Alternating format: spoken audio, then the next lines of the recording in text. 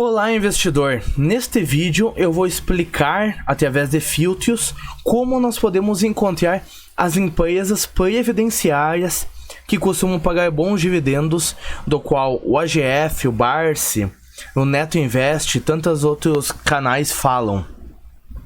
Bom, e isso eu vou fazer através de filtros que são fundamentalistas e gráficos. No caso de gráfico, na verdade vai ter um só. A maioria vai ser fundamentalista e quantitativo, ok? Começando aqui pelo primeiro, que é uma tendência de alta de longo prazo e também uma cotação atual próxima da linha de tendência de alta. Por exemplo, a BB Seguridade, o que acontece? Ela tem essa linha aqui de baixo e a paralela da linha de tendência de alta, que é a de baixo. Então, ela tem todo esse canalzão aqui de alta. O que acontece?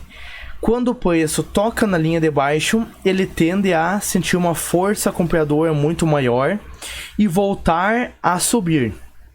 É claro que em dados momentos de grande volatilidade, que nem o que nós tivemos agora recentemente nos últimos meses, ela pode cair abaixo sim, mas depois logo ele volta para dentro desse canal de alta aqui como ela está agora e nós podemos traçar um preço objetivo, digamos assim, no canal, na linha de cima. Porém, o filtro ela tem que ter essa linha aqui de alta, porque isso daqui nos dá uma perspectiva de valorização para as ações no longo prazo. E também o preço atual estar próximo dessa linha de tendência de alta. Pode estar abaixo ou próximo. Que daí para mim, nessa concepção, vai estar barato.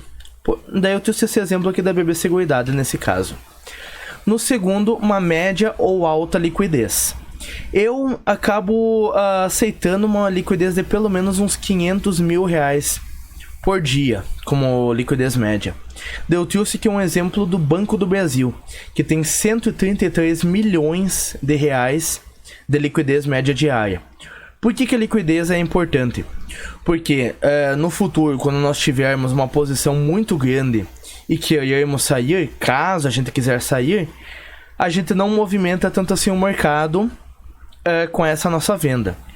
E para mim acaba sendo mais importante ainda por outro motivo. Pelo motivo das opções. Não sei se vocês já estudaram essa parte, mas nós podemos criar dividendos sintéticos vendendo opções. Qualquer coisa eu vou fazer um vídeo melhor sobre isso.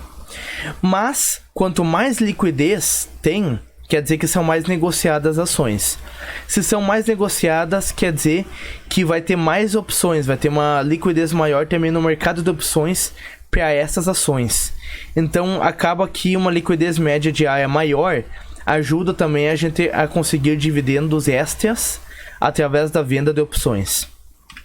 Bom, outro ponto é a margem líquida superior a 10%. Trouxe aqui o exemplo das ações da Copasa, que é de 12,83%.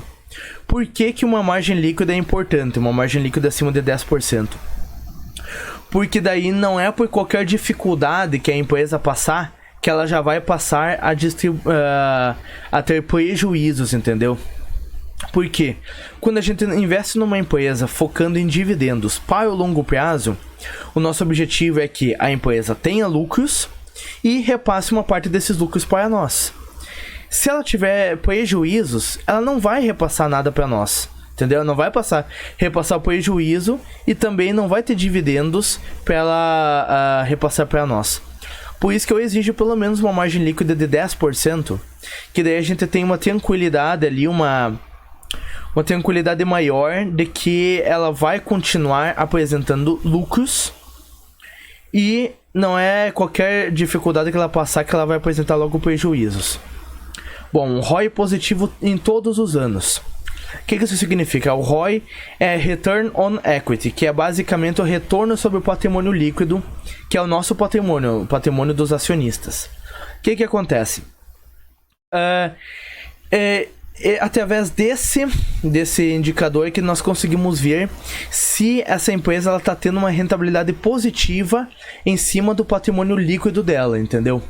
Então, só para a gente ter uma noção de se o nosso capital que está alocado nessa empresa, que é basicamente o patrimônio líquido da empresa, está sendo bem utilizado por ela, entendeu? Se está sendo bem utilizado, o ROI vai estar positivo. E daí eu acabo escolhendo empresas cujo esse indicador ROI está positivo em todos os anos. Aí, ainda se possível, de preferência um ROI acima de 10%. Mas o meu filtro básico é um ROI positivo, ok? Deu aqui o exemplo da Engie, que tem um ROI absurdo, um ROI muito interessante, que atualmente está próximo dos seus 20%. Bom, uma média de dividend yield de todos os anos de pelo menos 5% para mais. Por quê? Se a gente está focando em empresas que são boas pagadoras de dividendos, automaticamente elas vão ter um bom histórico de dividend yield, entendeu? Se elas pagaram bons dividendos todos os anos, elas vão ter tido um indicador de dividend yield bom naqueles anos lá. Logo, com isso, nós conseguimos ter uma noção para confirmar se ela é uma boa pagadora ou não. Eu gosto de pegar empresas que possuem pelo menos 5, 6% de média. Daqui eu trouxe a Taesa, que tem uma média muito boa também, de quase 11%, que nós conseguimos ver bem certinho o histórico. Inclusive, esses dados aqui eu estou pegando lá do site Status Invest, ok? É bem fácil o acesso e é gratuito a esses dados aqui. Bom, uma empresa com uma dívida líquida sobre EBITDA, que é basicamente a dívida sobre a geração de caixa da empresa, ok? Eu exijo que as empresas que eu invisto tenha uma dívida líquida sobre EBITDA menor do que 3 vezes. Por quê? Com isso eu consigo ter a segurança de que eu estou pegando uma empresa que não é muito endividada, ok? Ou, no caso das empresas financeiras que não possuem o EBITDA, mas possuem o EBIT, aí nós podemos pegar o indicador dívida líquida sobre EBIT e aplicar a mesma filosofia. O que acontece? Um indicador desses aqui menor que 3 significa que, com base na geração de caixa dessa companhia, se ela usar toda a geração de caixa dela para pagar a dívida, ela vai, em menos de 3 anos, ela vai conseguir pagar essa dívida dela. O que é um nível bem aceitável, na minha opinião. Daí aqui eu trouxe o exemplo da Transmissão Paulista, que está com dívida líquida sobre EBITDA de 1,2 vezes, basicamente. E nós conseguimos ver aqui que, historicamente, ela nunca chegou a 3 vezes ou ultrapassou 3 vezes. Inclusive, teve aqui em 2013 em que estava negativo. Esse indicador aqui, negativo, ele é um bom sinal, porque ela está bem abaixo do nível da alavancagem perigoso, entendeu? Sétimo ponto, é essa empresa ter pago dividendos em todos os últimos 10 anos. Para a gente ter aquela segurança de que todos os anos a gente está recebendo dividendos daquela companhia na qual a gente investiu. Daí eu trouxe o exemplo da Sanepar. No caso, nós podemos pegar de 2011 até 2021. Ela pagou dividendos em todos esses anos. E nesse caso específico aqui, ainda, dividendos crescentes, como nós podemos ver aqui. Mas o filtro ela pagou dividendos em todos os últimos 10 anos. Então, passou no filtro. Aqui no 8º filtro, ela tem que pagar dividendos pelo menos 2 vezes ao ano. Isso aqui não é exigido pela filosofia do AGF. Por quê? Eles aceitam empresas que distribuem dividendos 1 vez por ano tranquilamente. Isso é uma coisa mais minha. Por quê? Porque eu quero uma empresa que pague mais vezes ao ano para eu receber um fluxo de caixa numa frequência maior e já possa reinvestir esse fluxo de caixa durante o ano, entendeu? Porque é meio complicado ali uma empresa que você recebe apenas 1 vez no ano, daí você tem que esperar até aquela data lá para daí receber alguma renda. Enquanto isso, as outras empresas estão pagando aí. Então eu prefiro escolher empresas que pagam no mínimo 2 vezes ao ano.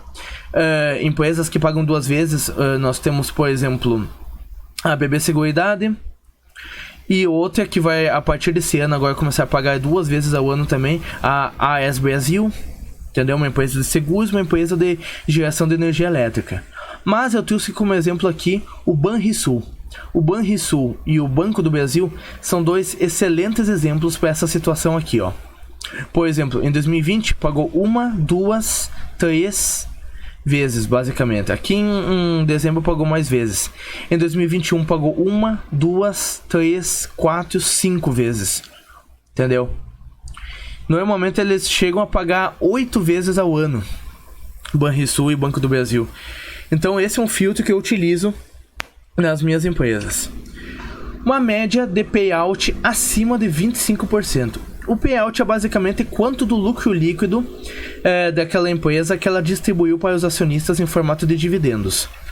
Se tu quer saber se aquela empresa ela tem um foco em remunerar os seus acionistas através de dividendos, eu exijo que essas empresas elas paguem acima do dividendo mínimo obrigatório, que é os 25%. Se ela paga acima dos 25%, aí nós já conseguimos ter uma noção de que ela tem um interesse a mais ali em remunerar seus acionistas através de dividendos. Eu trouxe aqui o exemplo do Banco Santander. SAMB 11, pode ser SAMB 3 ou SAMB 4 também. Desde que foi puxado o histórico aqui, que é 2014 em diante, tem uma média de payout de 58,2%. Ou seja, mais da metade de todo o lucro líquido foi distribuído para os acionistas. O que para mim é muito interessante. Bom, em décimo, não ter tido prejuízo em um resultado anual. Essa parte de não ter tido prejuízo mostra a solidez da empresa e a perenidade do negócio. Se em nenhum ano, desde o histórico que nós podemos puxar, ela não teve nenhum prejuízo em nenhum ano, então isso é um indicativo de que aquele negócio pode ser um negócio mais seguro, para que a gente possa investir com mais segurança, com mais tranquilidade, né? Aqui eu frisei o pior ano, desde 2008 para cá, o pior ano da Copel, que é o exemplo que eu trouxe aqui, foi em 2012, o pior ano. E ainda assim, nesse pior ano, ela lucrou 70 milhões de reais. Então isso dá para ter uma noção da perenidade desse negócio. O 11º filtro é essa empresa pertencer a um setor BEST, que foi uma filosofia criada pelo OGF para os setores de bancos, energia, saneamento, seguros e telecom. Por que esses setores? Porque são setores que costumam ser mais perenes, em que as empresas são mais sólidas e consistentes nos seus resultados e pagamentos de dividendos, entendeu? É claro que também tem uma questão de ter uma barreira de entrada. Então novas empresas acabam não conseguindo entrar com uma tranquilidade, uma facilidade muito grande nesse setor. E isso facilita a vida das empresas que já estão dentro desses setores. Porque se não aparecem muitas concorrentes, logo eles conseguem aumentar a margem delas e ter uma maior lucratividade em cima disso. Ok? Algumas empresas que passam todos esses filtros que eu citei. Nos de bancos, nós temos o exemplo aqui do Banco do Brasil e do Banrisul. De energia elétrica, nós temos, por exemplo, a Taesa e a Copel. No saneamento básico, nós temos a Copasa e a Sanepar. No de seguros, nós temos a BB Seguridade. E no de telecomunicações, a Vivo, ou Telefônica Vivo. E é claro que esse vídeo, essas empresas aqui não é uma recomendação de investimento, tá bom? Eu só estou trazendo esses filtros que eu utilizo, que eu acho que podem ser úteis para vocês, e estou trazendo aqui quais são as empresas que passam neles. Bem simples, não é recomendação, tá? Espero que esse vídeo tenha te ajudado. Se sim, eu peço que você deixe o like e se inscreva aqui no canal, que eu trago vídeos novos todos os dias, sempre tentando trazer um conteúdo útil para vocês sobre dividendos, análise gráfica, análise técnica, entre outros. E é claro, estou sempre aceitando sugestões de empresas e de conteúdos que vocês gostariam de ver aqui no canal nos comentários. Muito obrigado por assistir até aqui, até o próximo vídeo, valeu!